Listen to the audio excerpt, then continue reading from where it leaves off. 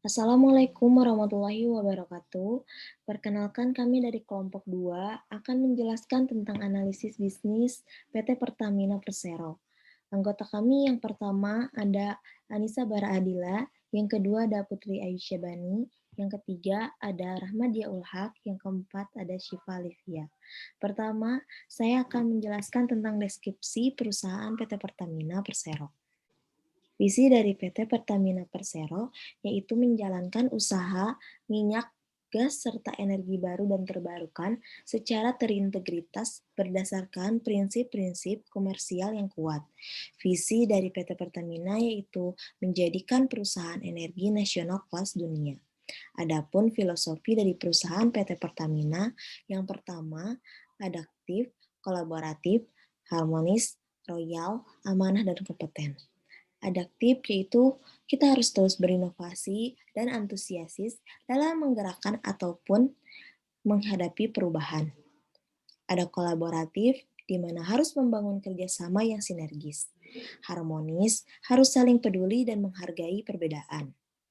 Lalu ada royal, yaitu harus berdedikasi dan mengutamakan kepentingan bangsa dan negara. Lalu ada amanah, di mana harus memegang teguh kepercayaan yang sudah diberikan. Yang terakhir ada kompeten, di mana harus terus belajar dan mengembangkan kapabilitas. Selanjutnya, ada tujuan perusahaan dari PT Pertamina. Yang pertama, yaitu meningkatkan citra perusahaan yang telah mengedepankan informasi publik sebagai salah satu transparansi kepada masyarakat luas.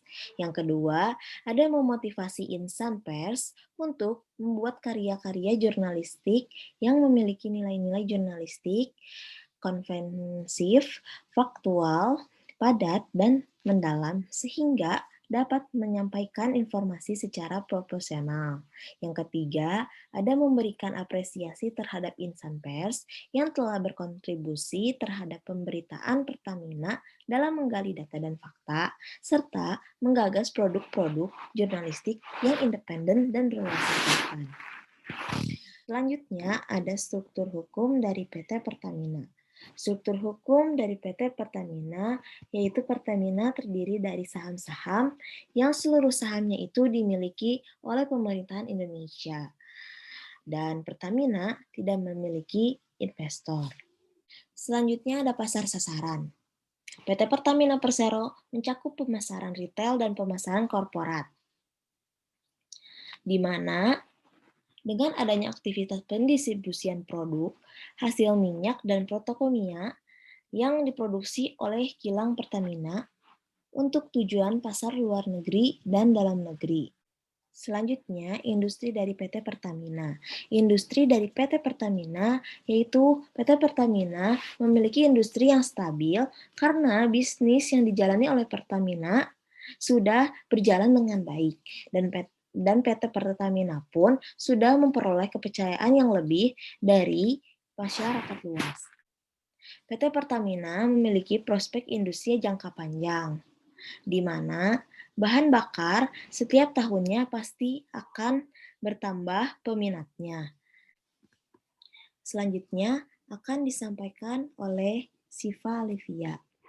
Selanjutnya, saya akan menjelaskan tentang produk, layanan, dan situs web. Yang pertama yaitu ada produk. Jadi, PT Pertamina ini memiliki dua produk, yaitu bahan bakar minyak atau BBM dan gas LPG, di mana bahan bakar minyak ini juga terbagi menjadi beberapa bagian. Nah, kemudian yang kedua itu ada fitur kepemilikan PT Pertamina. Jadi, PT Pertamina ini bisa dikatakan adalah sebuah perusahaan karena PT Pertamina merupakan suatu organisasi yang mengolah suatu bahan menjadi barang jadi untuk dikonsumsi atau untuk diperjualbelikan kepada konsumen. Kemudian yang ketiga yaitu ada kualitas web.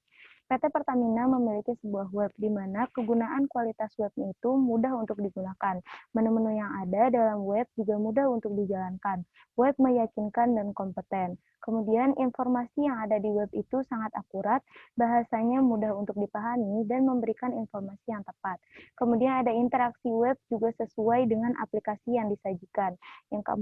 Kemudian ada keamanan web, itu sudah sangat terjaga dan tidak terjadi kebocoran informasi ke berbagai pihak. Nah, yang terakhir itu ada harga produk.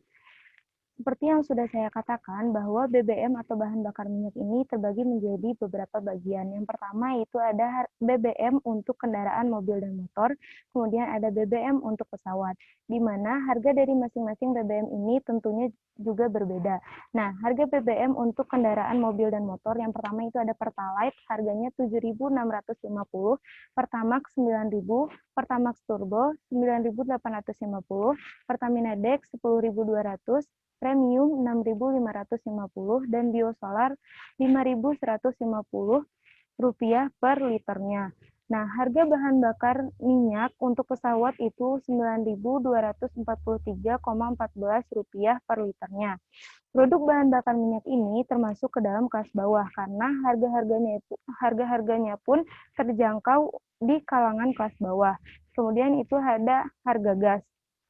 Ada yang ukuran 3 kilo, harganya Rp20.000, 5,5 kilo, Rp57.566, 12 kilo, Rp129.104, kemudian 50 kilo, Rp508.730.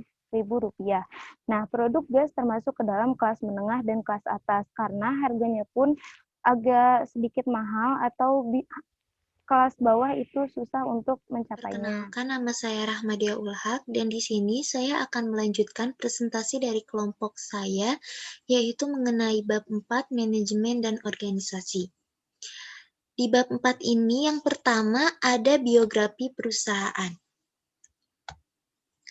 PT Pertamina Persero ini merupakan perusahaan energi nasional yang kepemilikan sahamnya ini dimiliki langsung oleh pemerintah Republik Indonesia dan Badan Usaha Milik Negara atau BUMN selaku kuasa pemegang saham. PT Pertamina Persero ini memiliki Dewan Komisaris dan Direksi yang ditunjuk langsung oleh pemerintah Republik Indonesia untuk mengatur kegiatan atau jalannya usaha dari PT Pertamina Persero. Nah, tugas dan tanggung jawab dari Dewan Komisaris dan Direksi ini sudah diatur dalam anggaran dasar PT Pertamina Persero dan juga sudah sesuai dengan arahan dari Rapat Umum Pemegang Saham atau yang biasa dikenal dengan RUPS. Nah, selanjutnya ada karyawan dari PT Pertamina. Yang pertama ini ada Direktur Strategi, Portofolio, dan Pembangunan Usaha yang memiliki tugas untuk mengembangkan usaha baru dari PT Pertamina Persero, serta menjalankan program-program nasional. Yang kedua, ada Direktur Keuangan. Tugasnya ini yang pertama bertanggung jawab terhadap kinerja keuangan perusahaan. Kedua, bertanggung jawab untuk membuat laporan keuangan. Ketiga, mengawasi laporan keuangan perusahaan. Keempat, menyusun strategi dan meningkatkan pertumbuhan keuangan perusahaan, serta meminimalisir resiko keuangan yang mungkin akan merugikan perusahaan. Ketiga, ada Direktur Sumber Daya Manusia, yang tugasnya ini yang pertama, melakukan seleksi penerimaan tenaga kerja. Kedua, melakukan penilaian terhadap kinerja karyawan. Ketiga, memberikan penghargaan berupa upah atau gaji kepada karyawan atas kontribusi mereka yang telah diberikan kepada perusahaan. Keempat, ada Direktur Logistik dan Infrastruktur. Tugasnya ini yang pertama, merencanakan pengembangan infrastruktur logistik dan supply chain dalam memenuhi permintaan pasar. Kedua, yaitu untuk merencanakan dan mengelola seluruh aktivitas supply dan distribusi produk sesuai dengan kebutuhan dan permintaan dalam domestik.